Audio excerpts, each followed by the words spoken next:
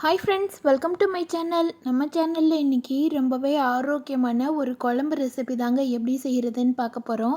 இந்த குழம்பு பார்த்திங்கன்னா இட்லி தோசை கூட சாப்பிட்றதுக்கும் சாதத்து கூட சாப்பிட்றதுக்கும் ரொம்பவே அருமையான காம்பினேஷனுங்க. 3 நாள் ஆனாலும் ஃப்ரிட்ஜில் வைக்காமலே வெளியிலேயே வச்சு சாப்பிட்லாங்க. அந்தளவுக்கு ரொம்பவே டேஸ்ட்டாக இருக்கும், ரொம்பவே ஹெல்த்தியானதும் கூட. இந்த மாதிரி கிளைமேட்டில் உடம்பு வலி, கை கால் வலி இருக்கிறவங்கெல்லாம் அடிக்கடி இந்த மாதிரி குழம்பு செய்து சாப்பிடுங்க. உடம்பு வலிலாம் காணாமலே போயிடும். அது மட்டும் இல்லை, இந்த குழம்பு சாப்பிடும்போது தொண்டைக்கு ரொம்பவே இதமாக இருக்குங்க. ஜுரம் இருக்கிறவங்களுக்கெல்லாம் கூட இந்த குழம்பை வச்சு கொடுங்க. சட்டுன்னு ஃபீவர் குறையிறது நீங்கள் கண் கூட பார்க்க முடியும்.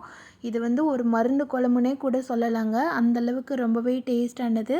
இந்த கிளைமேட்டுக்கு ஏற்ற குழம்புன்னு சொல்லலாம். வாங்க இந்த டேஸ்டான ஹெல்த்தியான குழம்பை எப்படி செய்கிறதுன்னு பார்க்கலாம். இந்த குழம்பு செய்கிறதுக்கு முதல்ல நம்ம ஒரு சில பொருளெல்லாம் வறுத்துட்டு பவுட்ரு பண்ணி எடுத்து வச்சுக்க போகிறோம். 1.5 ஸ்பூன் அளவு மிளகு எடுத்துக்கலாம். 1 ஸ்பூன் அளவு சீரகம் எடுத்துக்கோங்க. 1/2 ஸ்பூன் அளவு வெந்தயம். இது எல்லாத்தையும் லோ ஃப்ளேமில் வச்சு வறுத்துக்கோங்க. மிளகு லைட்டாக பொறு பொறுன்னு வெடித்து வரணும். அந்த அளவு வரைக்கும் நல்லா வறுத்துக்கோங்க. அதே நேரம் சீரகம் கருகிராதபடிக்கு பார்த்துக்கோங்க. லோ ஃப்ளேமில் வச்சு வறுத்திங்கன்னா தான் எல்லாமே ஒரே ஈவனாக வறுபட்டு வரும். இது கூட ஒரு கொத்து கருவேப்பிலை சேர்த்துக்கலாம். கருவேப்பிலையும் சேர்த்துட்டு அந்த ஈரப்பதம் போகிற வரைக்கும் நல்லா வதக்கிக்கோங்க.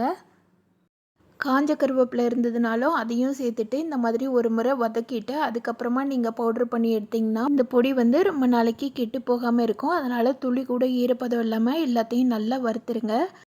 அதே மாதிரி வறுத்த உடனேயே இது எல்லாத்தையும் வேறு ஒரு பிளேட்டில் கொட்டி ஆற வச்சுருங்க. கடாயிலேயே வச்சுருந்திங்கன்னா இன்னுமே வறுபட்டு கலர் சேஞ்ச் ஆக ஆரம்பிச்சிடும்.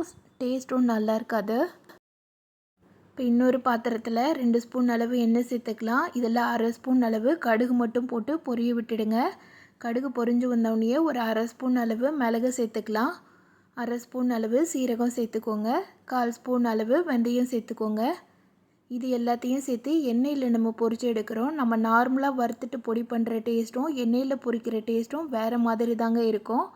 நீங்கள் பவுட்ரு பண்ணுறத தனியாக வதக்கிக்கோங்க. இந்த மாதிரி எண்ணெயில் வதக்கிறத தனியாக வதக்கிக்கலாம். இது கூட ஒரு 20 சின்ன வெங்காயம் தோல் உரிச்சிட்டு முழுசாகவே போட்டிருக்கிறேன். ஒரு 10 பல் பூண்டை தோல் உரிச்சிட்டு 1-2 இடிச்சிட்டு சேர்த்துருக்குறேன். இதையும் சேர்த்து வெங்காயம் லைட்டாக கோல்டன் கலர் ஆகிற வரைக்கும் வதக்கி எடுத்துக்கலாம். வெங்காயம் கட் பண்ண வேண்டாம், முழுசாகவே சேர்த்து வதக்குங்க. வெங்காயம் நல்லா கலர் சேஞ்ச் ஆகி வந்தோடனே தக்காளி பழம் 2 தக்காளி பழம் நறுக்கி வச்சுருக்கிறேன். அதையும் சேர்த்துக்கலாம். தக்காளி பழம் சேர்த்துட்டு ஒரு நிமிஷத்துக்கு நல்லா பரட்டி விட்டுடுங்க. தக்காளி சீக்கிரமே வதங்குறதுக்காக தேவையான அளவு உப்பு சேர்த்துக்கலாம். 1 ஸ்பூன் அளவு மஞ்சத்தூள் சேர்த்துக்கலாம். இதையும் சேர்த்துட்டு நல்லா வதக்கி விட்டுடுங்க. தக்காளி நல்லா பச்சை வாசனைலாம் போயிட்டு வதங்கி நல்லா மசிஞ்சு வந்திருக்கணும். அந்த ஸ்டேஜ் வரைக்கும் வதக்கி விடுங்க. பாருங்கள், இந்த அளவுக்கு நல்லா மசிஞ்சு வந்திருக்கணும். தக்காளி துளி கூட பச்சை வாசனை இருக்காது. அப்போ தான் குழம்பு கெட்டு போகாமல் இருக்கும். ஒரு 2-3 நாளைக்கும் வெளியில் வச்சு சாப்பிடும்போது கெட்டு போகாது. அதனால் பொருளெல்லாம் நல்லா வதக்கிட்டு வறுத்துட்டு அதுக்கப்புறமா தான் நம்ம அரைச்சி எடுக்கணும். இப்போது ஒரு பிளேட்டில் கொட்டி ஆற வச்சிடலாம். அதே கடாயிலேயே 2 ஸ்பூன் அளவு நல்லெண்ணெய் சேர்த்துக்கோங்க.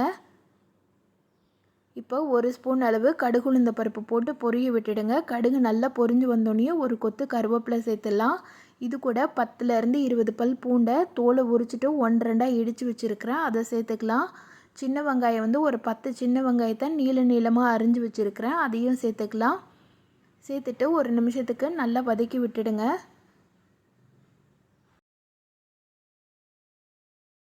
வெங்காயம் தக்காளி எல்லாம் நம்ம வதக்கிட்டு அரைச்சிட்டு குழம்புல சேர்க்க போகிறோம். அதனால் கொஞ்சமாக வெங்காயமும் பூண்டும் அரிஞ்சிட்டு அதை வதக்கிட்டு குழம்போடு சேர்க்கும்போது குழம்பு டேஸ்ட்டு ரொம்பவே நல்லாயிருக்கும். இப்போ வெங்காயமும் பூண்டும் வதங்கி வந்துருச்சு. இது கூட நம்ம தக்காளி பேஸ்ட்டை அரைச்சி வச்சுருக்கிறோம்ல, அதை சேர்த்துக்கலாம். இது ஆல்ரெடி வதக்கினதுனால ரொம்ப நேரம் கிளற வேண்டாம். ஜஸ்ட்டு ஒரு நிமிஷம் மட்டும் எல்லாத்தையும் மிக்ஸ் பண்ணி விட்டுடுங்க. வெங்காயத்து கூட அந்த பேஸ்ட்டு நல்லா மிக்ஸ் ஆகிற வர வரைக்கும் ஒரு நிமிஷத்துக்கு கிளறி விட்டுடுங்க. கிளறிட்டு மிக்ஸி ஜாரில் கொஞ்சமாக தண்ணி ஆட் பண்ணி அதையும் இது கூட சேர்த்துக்கலாம். சேர்த்துட்டு கலந்து விட்டுடுங்க. இது நல்லா ஒரு தடவை கொதிக்க ஆரம்பித்தோடனே குழம்பு பொடி சேர்க்க ஆரம்பிச்சிடலாம். ஒரு 2 நிமிஷத்துலேயே இது நல்லா கொதிக்க ஆரம்பிச்சிரும். இந்த டைமில் வீட்டில் இருக்கிற குழம்பு பொடி உங்கள் காரத்துக்கு ஏற்ப நீங்கள் சேர்த்துக்கோங்க. இந்த குழம்புல ஆல்ரெடி நம்ம மிளகெல்லாம் சேர்த்துருக்குறோம். அதனால் காரம் ஜாஸ்தியாக தான் இருக்கும். கொஞ்சம் பார்த்துட்டு குழம்பு பொடி சேருங்க. மசாலா பொடி சேர்த்தோன்னே எல்லாத்தையும் நல்லா மிக்ஸ் பண்ணி விட்டுடுங்க. இது சேர்த்துட்டு மிக்ஸ் பண்ணும்போது லைட்டாக லம்ஸாக வரும், கையிலெல்லாம் கொதிக்க ஆரம்பிக்கும். அதனால் நீங்கள் ஃப்ளேம் வந்து லோ ஃப்ளேமில் வச்சுட்டு கலர்னிங்கன்னா கரெக்டாக இருக்கும். இல்லைன்னா ஒரு மூடி போட்டு மூடி வச்சுருங்க. இது நல்லா கொதிச்சுட்டு லைட்டாக எண்ணெய் பிரிஞ்சு வர ஆரம்பிக்கும். அந்த டைமில் வந்து ஒரு அரை எலுமிச்சம்பழம் சைஸ் புளி வந்து கரைச்சி வச்சுருக்கிறேன், அதை இது கூட சேர்த்துடலாம். புளி வந்து நிறைய சேர்க்க வேண்டாம், ஒரு அரை எலுமிச்சம்பழம் சைஸ் அளவு மட்டும் கரைச்சிட்டு சேர்த்துக்கோங்க. புளி சேர்க்கும் போதே குழம்புக்கு எந்த அளவுக்கு தண்ணி வேணுமோ அந்த அளவுக்கு தண்ணி சேர்த்து கரைச்சி எடுத்துக்கோங்க.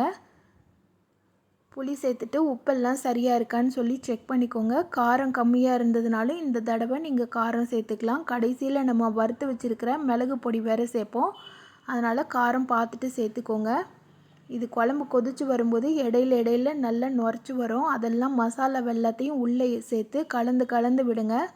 அப்போ தான் பச்சை வாசனை இல்லாமல் குழம்பு நல்லா மிக்ஸ் ஆகி வரும், சீக்கிரம் கெட்டு போகாமல் இருக்கும். அது மாதிரி குழம்பு கொதிக்க வைக்கும்போது நீங்கள் லோ ஃப்ளேம்லேயும் மீடியம் ஃப்ளேம்லேயும் கலந்து கொதிக்க வைங்க. இது வந்து சட்டுன்னு கெட்டியாக ஆரம்பிச்சிரும். இந்த மாதிரி நல்லா நுரைச்சி எண்ணெய் பிரிஞ்சு வர ஆரம்பித்தோடனேயே நம்ம அரைச்சி வச்சுருக்கிற மிளகு பொடி எல்லாத்தையும் சேர்த்துக்கலாம். நான் வந்து இன்றைக்கி கரெக்டான அளவில் நான் அளந்து வச்சுருக்கிறதுனால எனக்கு அளவு தெரிஞ்சிருச்சு. உங்கள்கிட்ட ஜாஸ்தி பொடி இருந்ததுன்னா முதல்ல ஒரு அரை பொடி அளவு மட்டும் சேர்த்துட்டு மீதி பொடியை தனியாக எடுத்து வச்சுருங்க. தேவைப்பட்டால் சேர்த்துக்கோங்க, இல்லைன்னா அடுத்த தடவை குழம்பு செய்யும்போது அதில் சேர்த்துக்கலாம். இப்போ பொடியை சேர்த்துட்டு நல்லா கிளறி விட்டுடுங்க. பொடி சேர்த்ததுக்கப்புறமா குழம்பு வந்து ரொம்ப நேரம் கொதிக்கக்கூடாதுங்க, ஒரு 2லேருந்து 3 நிமிஷம் மட்டும் கொதிக்க விட்டுடுங்க. நல்லா எண்ணெய் பிரிஞ்சு வர ஆரம்பிச்சிரும், குழம்பும் நல்லா கெட்டியாக திக்காக ஆரம்பிச்சிரும். பாருங்கள் குழம்பு எந்த அளவுக்கு நல்லா கெட்டியாக இருக்குதுன்னு சொல்லிட்டு. இந்த குழம்பு வந்து 3 நாள் ஆனாலும் கெட்டே போகாதுங்க, வெளியில் வச்சு தாராளமாக சாப்பிட்லாம், ரொம்பவே நல்லாயிருக்கும். இதில் நம்ம மிளகு சீரகம் எல்லாத்தையுமே அரைச்சி சேர்த்துருக்கிறதுனால சாப்பிடும்போது சுட சாதத்தில் இந்த குழம்பு போட்டு சாப்பிடும்போது அவ்வளவு டேஸ்ட்டாக இருக்குங்க. சைடிஷ்ஷாக எதுவுமே தேவைப்படாது, வெறும் அப்பளம் மட்டும் இருந்தால் கூட போதும், வேணும்னு கேட்டு வாங்கி சாப்பிடுவாங்க. இந்த டேஸ்டான ஹெல்த்தியான குழம்பு ரெசிப்பியை நான் சொன்ன மெத்தட்லேயே நீங்களும் உங்கள் வீட்டில் செய்து பாருங்கள். இது ஆறினோடனே பார்த்திங்கன்னா இந்த மாதிரி நல்லா எண்ணெய் பிரிஞ்சுட்டு கெட்டியாக இருக்கும்.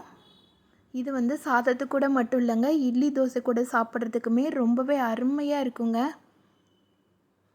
தொண்டை வலி இருக்குது, உடம்பு வலி இருக்குது அப்படின்னு சொல்கிறவங்கெல்லாம் வாரத்துக்கு 2 முறை இந்த குழம்பு வச்சு சாப்பிடுங்க. அதுவும் மெயினாக இந்த கிளைமேட்டுக்கு வீட்டில் எல்லாருக்குமே கொஞ்சம் டயர்டாக தான் இருக்கும், அவங்க எல்லாருக்குமே இந்த குழம்பு வச்சு செய்து கொடுங்க, ரொம்பவே நல்லது, நல்ல ஒரு இம்யூனிட்டியும் கிடைக்கும்.